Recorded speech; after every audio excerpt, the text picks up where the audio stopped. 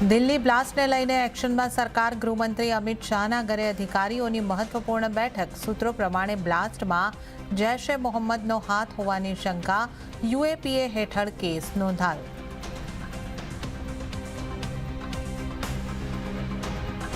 इसके पीछे के षड्यंत्रकारियों को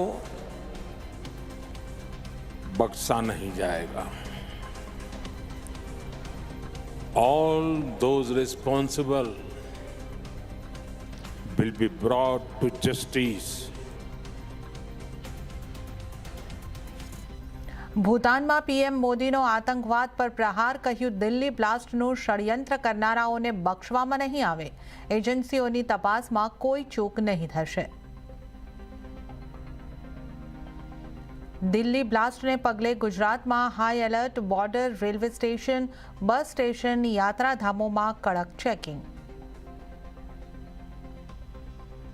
શાનદાર રિકવરી સાથે બંધ થયા બજાર. નિફ્ટી નીચલા સ્તરેથી લગભગ 250 પોઈન્ટ સુધરીને 25,700ના સ્તરની નજીક.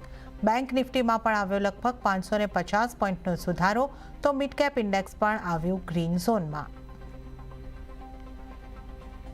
બજારમાં એસઆઈપીમાં રેકોર્ડ રોકાણ યથાવત. ઓક્ટોબરમાં એસઆઈપી રોકાણ ₹29,500 કરોડને પાર.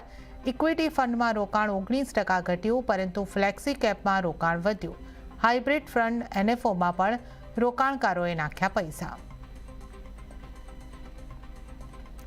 ભારતની સાથે ટ્રેડ ડીલને લઈને ફરી આવ્યું ટ્રમ્પનું નિવેદન. કહ્યું, ભારતની સાથે ભૂતકાળમાં ન થઈ હોય તેવી ડીલ કરવા જઈ રહ્યા છે. એવી ડીલ કરીશું જે દરેક માટે સારી હશે. અને બિહારમાં છેલ્લા તબક્કાનું મતદાન. 20 જિલ્લાની 122 વિધાનસભા સીટ ઉપર વોટિંગ ચાલુ. 1300થી વધારે ઉમેદવારોના ભવિષ્ય દાવ પર. 3 વાગ્યા સુધીમાં 60.40% થયું મતદાન.